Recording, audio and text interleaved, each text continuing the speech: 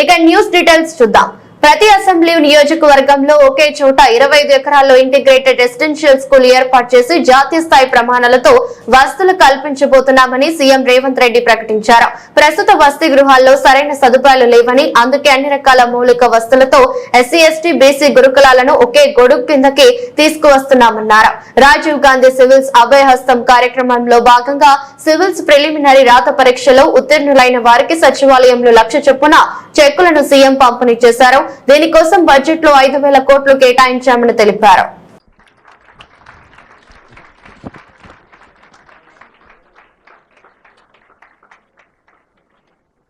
జ్యోత్స్నాదేవి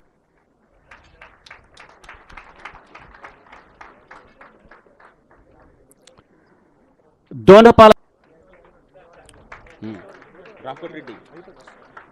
రెడ్డం రామకోటరెడ్డి, అలాగే తర్వాత రామ్టెక్ సుధాకర్. ఉద్యమం తెలంగాణ రాష్ట్ర సాధన ప్రధానమైన అంశము నిరుద్యోగ సమస్య.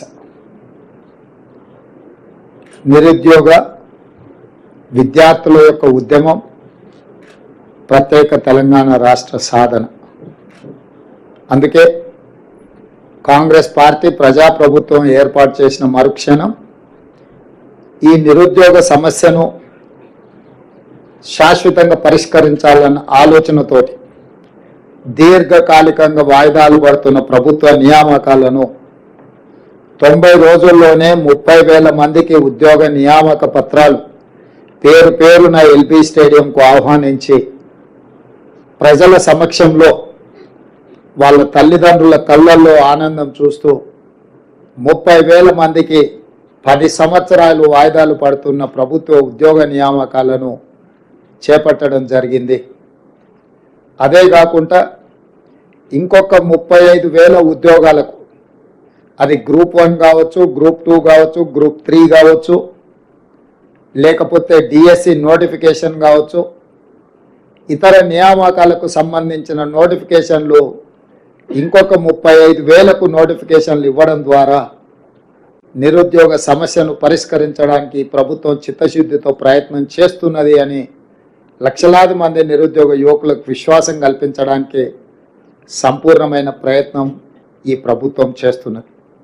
అదేవిధంగా రాష్ట్ర స్థాయి నియామకాలనే కాకుండా దేశ స్థాయిలో, అది కేంద్ర ప్రభుత్వ సర్వీసులకు సంబంధించి కావచ్చు, పబ్లిక్ సర్వీస్ కమిషన్కు సంబంధించి కావచ్చు, తెలంగాణ రాష్ట్రం నుంచి అత్యధికంగా ఈ ప్రాంత నిరుద్యోగ యువత పోటీ పరీక్షలలో పోటీపడి అందులో ఉత్తీర్ణులై ఈ దేశ నిర్మాణంలో, ఈ దేశం అభివృద్ధిలో మీరు భాగస్వాములు కావాలి, తెలంగాణ ప్రతిష్ట పెరగాలి, తెలంగాణకు సంబంధించిన మీరందరూ మా కుటుంబ సభ్యులుగా మేము భావించి, కుటుంబ పెద్దలుగా మా బట్టి విక్రమార్క గారు సింగరేణి సంస్థ నుంచి ఒక ప్రత్యేకమైన కార్యక్రమాన్ని రాజీవ్ గాంధీ సివిల్స్ అభయహస్తం కార్యక్రమం ద్వారా మీకు ఒక ఆత్మవిశ్వాసాన్ని పెంచడానికి, ఈ రాష్ట్ర ప్రభుత్వం మమ్మల్ని అనాథలుగా వదిలేయలేదు,